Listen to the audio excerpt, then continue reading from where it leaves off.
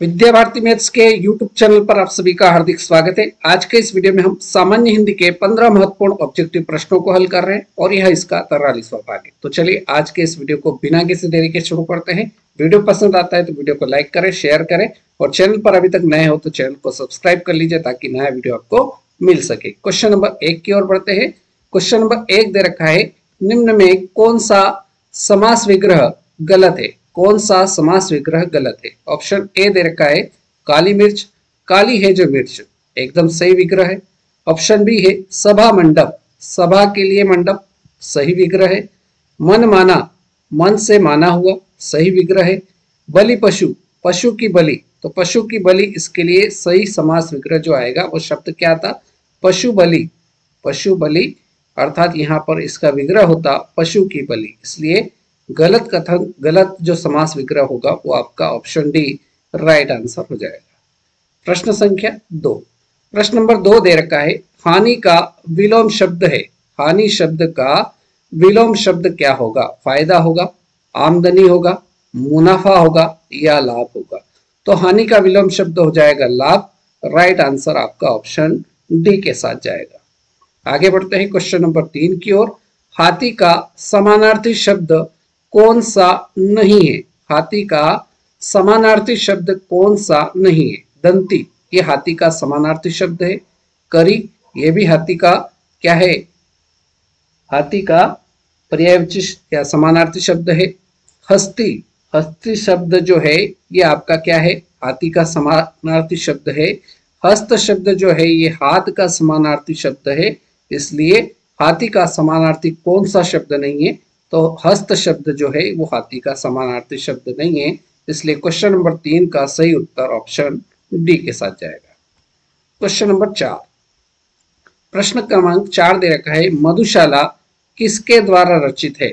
Option A है Mahadevi Verma, option B है Harivansh Rai Bachchan, option C Sumitranandan Pant, option D Maithili Sharan Gupt. तो मधुशाला किसके द्वारा रचित है? तो यह मधुशाला जो है ये हरिवंश राय बच्चन द्वारा रचित है। इसलिए इस प्रश्न का सही जवाब ऑप्शन बी हो जाएगा। यदि प्रश्न पूछा जाए आधुनिक युग की मीरा किसे कहा जाता है?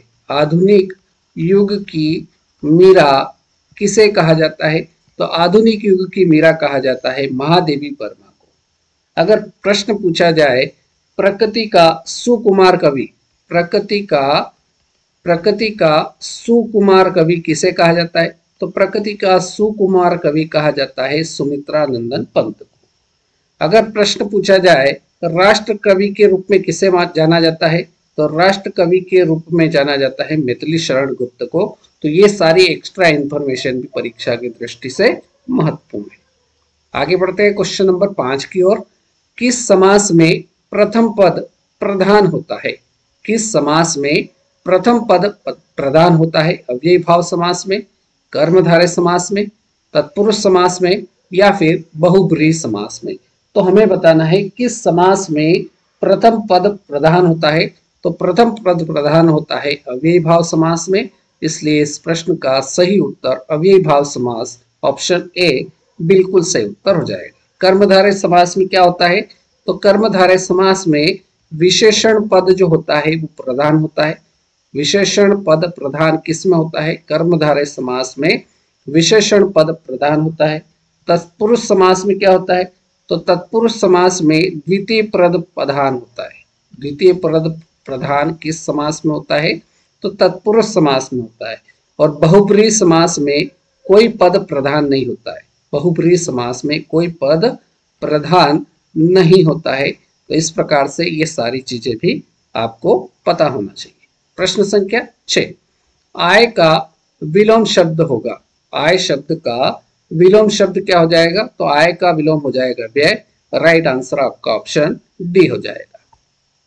क्वेश्चन नंबर 7, कृत्रिम के लिए, कृत्रिम शब्द के लिए उचित विलोम शब्द है। कृत्रिम के लिए उचित विलोम शब्द क्या होगा? बनावटी, नकली, प्राकृतिक या कठोर? तो कृत्रिम शब्द का अर्थ क्या होता है? कृत्रिम का अर्थ होता है मानव निर्मित, मानव निर्मित।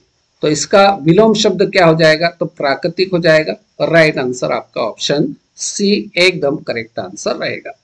प्रश्न संख्या 8, प्रश्न नंबर 8 दे रखा है, जिन व्यंजन वर्णों के उच्चारण में मुख से अधिक श्वास निकलती है उसे क्या कहते हैं। प्रश्न को ध्यान से पढ़िए। जिन व्यंजन वर्णों के उच्चारण में मुख से अधिक श्वास निकलती है उसे क्या कहते हैं। महाप्राण व्यंजन, ऑप्शन बी है अल्प प्राण व्यंजन, सी है प्राण व्यंजन, डी इनमें से कोई नहीं। तो जिन व्यंजन वर्णों के उच्चारण में मुख से अधिक श्वास निकलती है उनको महाप्राण व्यंजन कहा जाता है, इसलिए राइट आंसर ऑप्शन ए के साथ जाएगा। आगे बढ़ते हैं क्वेश्चन नंबर 9, प्रश्न संख्या 9 दे रखा है, बड़प्पन शब्द में कौन सा प्रत्यय है। बड़प्पन शब्द में प्रत्यय है अपन, पन, पपन या बड़। तो बड़प्पन शब्द में जो प्रत्यय होगा वो क्या हो जाएगा, पन प्रत्यय हो जाएगा। राइट आंसर आपका विकल्प बी के साथ जाएगा। प्रश्न संख्या 10, ई स्वर का सही उच्चारण स्थान है। ई स्वर का उच्चारण स्थान क्या होगा, तालु, कंठ, ओष्ठ या मूर्धा। तो इन चारों विकल्प में से ई स्वर का सही उच्चारण क्या होगा। तो ई स्वर का सही उच्चारण हो जाएगा तालु। राइट आंसर आपका ऑप्शन ए रहेगा।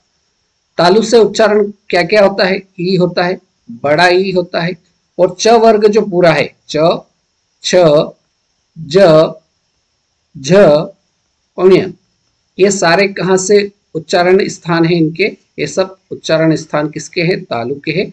ये चीज भी आपको पता होना चाहिए। प्रश्न संख्या 11, 11वां प्रश्न है, फूल शब्द का पर्यायवाची क्या है। फूल शब्द का पर्यायवाची शब्द बताना है, प्रसून, मधुप, कमल या जलज। तो इन चारों में से फूल शब्द का जो पर्यायवाची हो जाएगा वो प्रसून हो जाएगा। राइट आंसर आपका ऑप्शन ए के साथ जाएगा। नेक्स्ट क्वेश्चन की ओर बढ़ते हैं। प्रश्न संख्या 12, बिल्ली शब्द का पुल्लिंग शब्द है। बिल्ली शब्द का पुल्लिंग शब्द क्या होगा, बिलाय होगा, बिलोटा होगा, बिल्ला होगा या बिलाव होगा।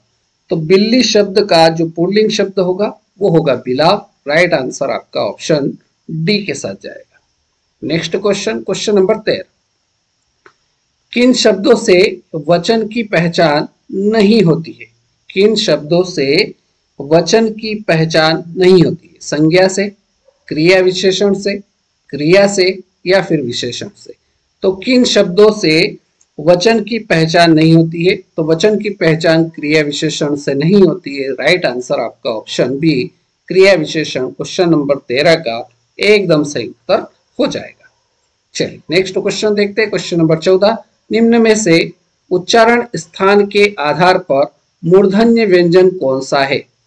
उच्चारण स्थान के आधार पर मूर्धन्य व्यंजन कौन सा है, ग, घ, ज, झ, त, ठ, फ, फ। तो इन चारों विकल्प में से मूर्धन्य व्यंजन कौन सा हो जाएगा। तो मूर्धन्य व्यंजन आपका ट वर्ग होता है, इसलिए ट और ठ जो है ये वर्ण आपके कौन से व्यंजन हो जाएंगे, मूर्धन्य व्यंजन हो जाएंगे। इसलिए क्वेश्चन नंबर 14 का सही उत्तर ऑप्शन सी रहेगा। और अब बारी है आज के इस वीडियो के अंतिम प्रश्न की। प्रश्न संख्या 15, संज्ञा या सर्वनाम शब्द की विशेषता प्रकट होती है। क्या कह रहा है प्रश्न, संज्ञा या सर्वनाम शब्द की विशेषता प्रकट होती है। विशेष्य, संज्ञा, विशेषण या विशेषता। तो संज्ञा या सर्वनाम शब्द की विशेषता प्रकट होती है किससे, विशेषण से। राइट आंसर आपका ऑप्शन सी हो जाएगा। ठीक, तो इस प्रकार से आज के इस वीडियो में हमने सामान्य हिंदी के 15 महत्वपूर्ण ऑब्जेक्टिव प्रश्नों को हल किया और यह इसका 43वां भाग था। यदि आपने इसके बाकी पार्ट नहीं देखे हैं तो हिंदी व्याकरण नाम से प्लेलिस्ट है, वहां जाकर, या फिर वीडियो के प्लेलिस्ट डिस्क्रिप्शन में भी प्लेलिस्ट की लिंक दे रखी है, वहां जाकर भी आप इसके बाकी पार्ट देखकर बहुत ही शानदार और अच्छी तैयारी आप हिंदी की कर सकते हैं। तो आज के इस वीडियो में फिलहाल इतना ही। अगले वीडियो में फिर मुलाकात करेंगे नए प्रश्नों के साथ। तब तक के लिए जय हिंद, जय भारत, वंदे मातरम।